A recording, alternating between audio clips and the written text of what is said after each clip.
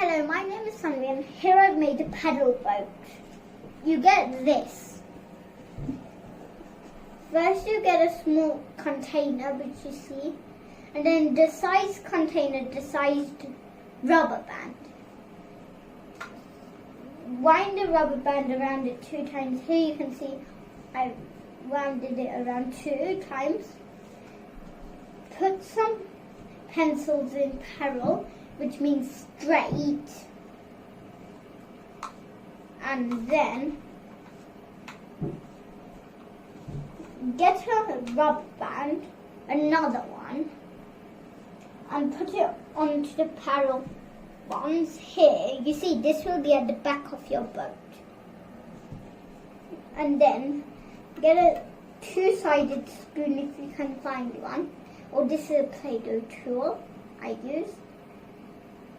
And then, you see I've done it closer so this can stop it for a bit until I want it. And then 3 to 1 you loose it here and it will start rolling out and out until all my rolls of it are done. So let's give it a go. Why not? Oh. Okay.